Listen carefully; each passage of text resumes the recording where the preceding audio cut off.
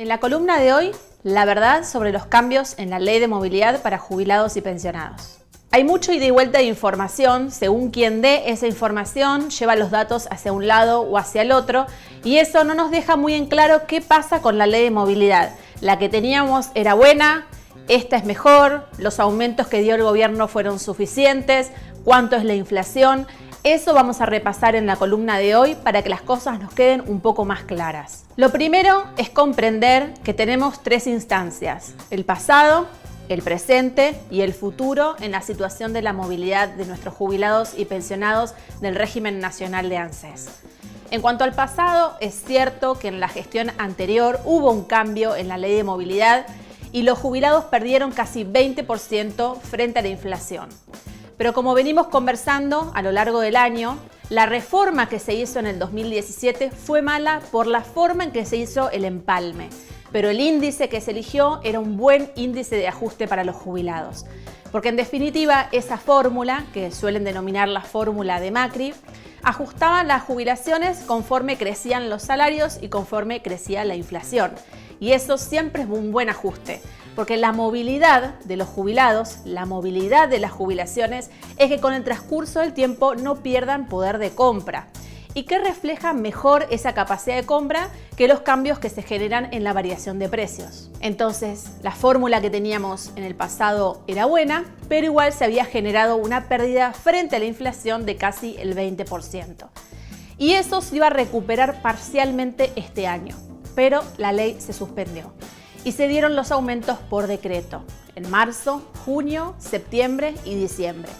Y esos 4 aumentos fueron menos de lo que hubiese sido la fórmula de movilidad, que en definitiva nuestro presidente dijo que era impagable. Y si nos dice que una fórmula es impagable es porque necesariamente nos va a dar menos. Y eso fue lo que sucedió. Los jubilados, según la escala de haberes, recibieron entre un 24 y un 35% de aumento. Y la fórmula suspendida hubiese dado un 42%. Esto significa que todos los jubilados perdieron con los aumentos por decreto frente a lo que era la fórmula suspendida. Ahora, también perdieron frente a la inflación, porque la inflación va a estar situándose este año entre un 37 y un 40%. Y como dijimos, los aumentos fueron, según la escala de haberes, entre el 24 y el 35%. Es decir, que quedan todos, incluyendo el haber mínimo, debajo de la inflación.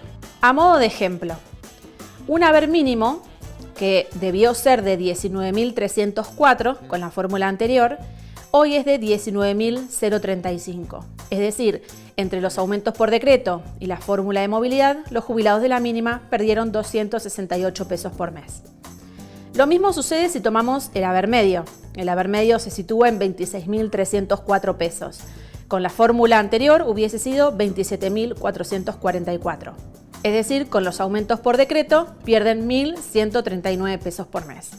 Y si miramos la otra punta, el haber máximo, se sitúa en 128.011 pesos. Y debió ser con la fórmula anterior 141.334. Es decir, el haber máximo está perdiendo 13.324 pesos por mes. Y ahora veamos qué va a pasar en el futuro, porque lo que nos depara el futuro es esta nueva ley de movilidad que va a estar en discusión en el Congreso dentro de muy poquito y que seguramente entre en vigencia para el mes de marzo.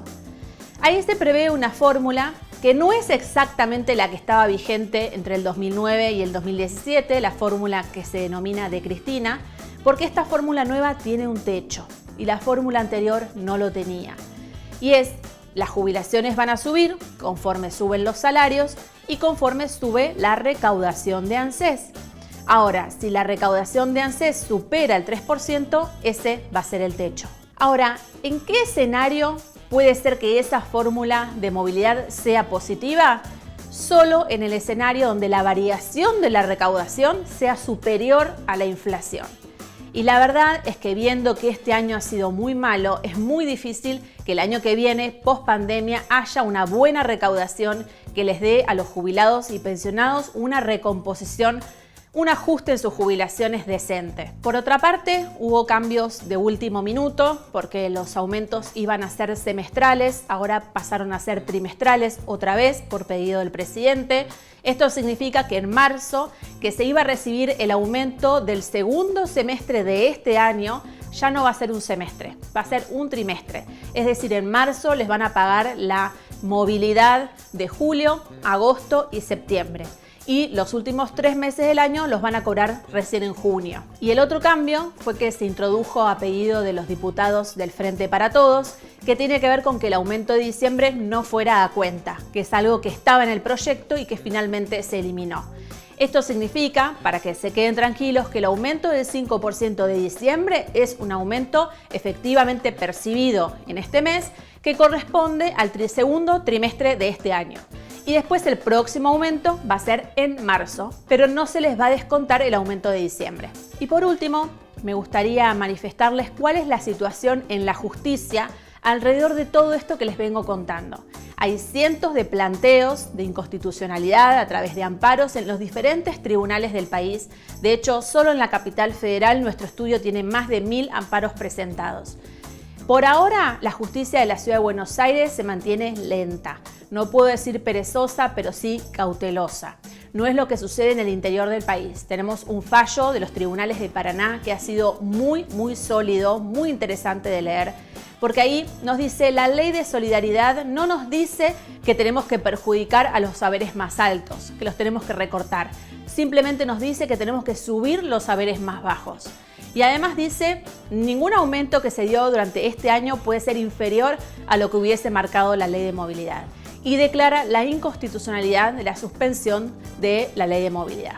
Ahora, como les decía, más allá de algunos fallos puntuales, como el de Salta, como el de Paraná mucho más sólido que el de Salta, la realidad es que me preocupa la situación de la Ciudad de Buenos Aires. Ustedes no sé si saben, pero en la capital federal tenemos los únicos tribunales especializados en seguridad social. Los únicos tribunales de jubilados. Son 10 juzgados y 3 salas en la Cámara de Apelaciones. Y sin embargo, patean la pelota, declaran que no es admisible la vía de amparo, no se juegan con el fondo, lo rechazan. La verdad es que esta situación me tiene preocupada, sobre todo porque demoran mucho en la tramitación, aún que están trabajando desde el mes de agosto. Como siempre que se dan estas situaciones de incertidumbre, convoco a todos los sectores, no solo a la política, al Congreso, a los sindicatos, a los especialistas, abogados, representantes de jubilados, a que trabajemos juntos en una reforma de adecuación que permita tener un sistema sustentable a largo plazo, un sistema saludable. Si seguimos haciendo reformas de último minuto, cuando tenemos la soga al cuello, el resultado va a ser siempre este: avasallamiento de derechos adquiridos y más litigiosidad.